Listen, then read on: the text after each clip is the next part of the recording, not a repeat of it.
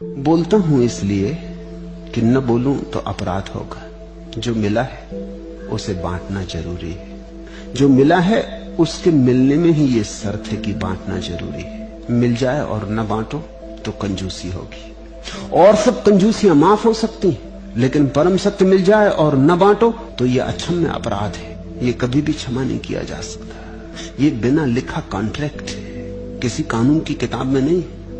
ज्ञान हो जाने के बाद सोचा क्या कहूं, कौन समझेगा। फिर जो समझ सकते हैं वो मेरे बिना भी समझ लेंगे। 100 में कोई एक आध, 99 तो ऐसे हैं कि मैं कहूंगा कहूंगा कहता रहूंगा और वो ना समझेंगे। क्या सार। मगर इन दोनों के बीच में भी कोई एक आध है जो किनारे पर खड़ा है।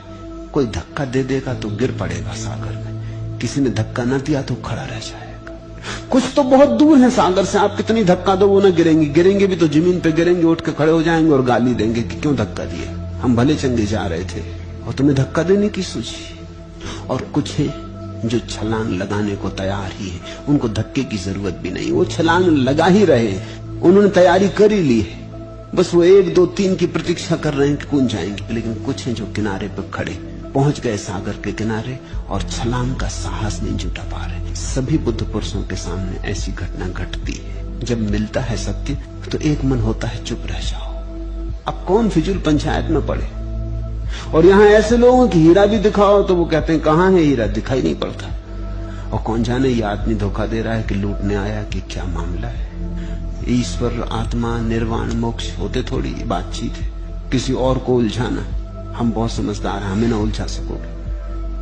कभी कभी ऐसे लोग आ जाते हैं जिन्हें हीरा दिखाना ही पड़ेगा। न दिखाओगे तो तुम भीतर ही भीतर खुद अपराध भाव से गड़े जाओगे। इसलिए बोलता हूं कि तुम मुक्त हो सको। बोलता हूं कि तुम बंधे हो न मालूम कितने प्रश्नों की जंजीरों से। बोलता हूं कि वे जंजीरें टूट सके, किसी उत्तर की तुम्हें झलक भी दिखाई पड़ जाए, तुम्हारी आंख जरा आकाश की तरफ उठ जाए। तुम जमीन पे गड़ाए चल रहे हो जन्मों जन्मों से, तुम भूल ही गए हो कि आकाश भी है। बोलता हूं कि तुम्हें याद आ जाए कि तुम्हारे पास पंख हैं जिनका तुमने उपयोग ही नहीं किया। तुम उड़ सकते थे और नहीं उड़े, तुम उड़ने को ही बने थे और तुम नहीं उड़े। उड़कर ही तुम्हारी नियति पूरी हो सकती थी और तुम जमीन पर घसीट रहे हो। तुम घसीटने के लिए बने नहीं हो। इसलिए बोलता हूं।